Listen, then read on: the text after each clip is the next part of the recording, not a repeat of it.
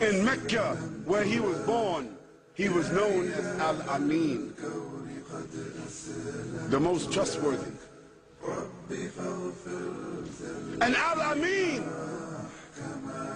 even though his enemies had stolen from his followers, killed his followers, tortured his followers, confiscated their properties, he could have done what others do in warfare. He could have then confiscated their wealth that he was holding. But when they entered his home to kill him, they did not find him there. Instead, they found his cousin Ali, radiallahu anhu.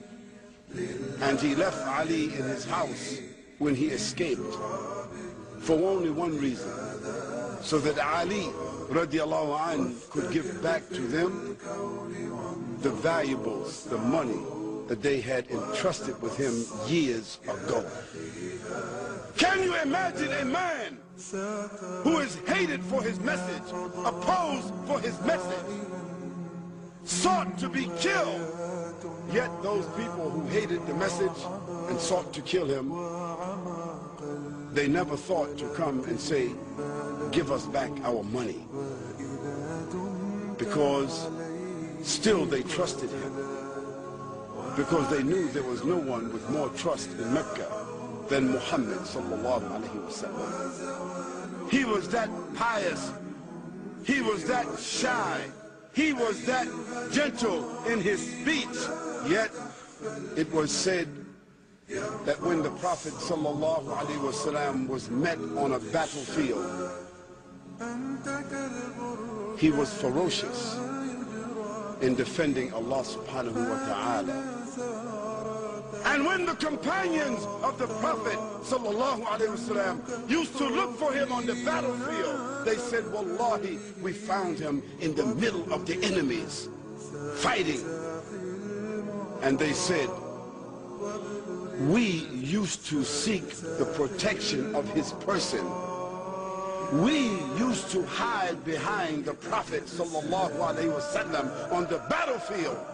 He was such a warrior and statesman on the battlefield, commanding and fighting for the way of Allah subhanahu wa ta'ala. But once he was off the battlefield, his eyes were downcast, and he was speaking softly, and he was gentle, and he was warm, and he was sacred and soft and caring and crying. So here's a lady.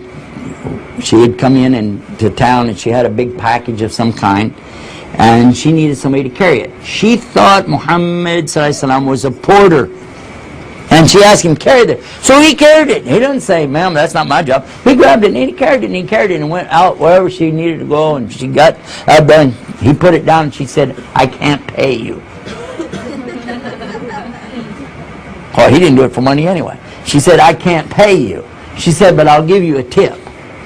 She said, there's a man in the city, he's claiming to be a prophet, talking about a God that he has to worship or something, and be careful of this man, and his name is Muhammad.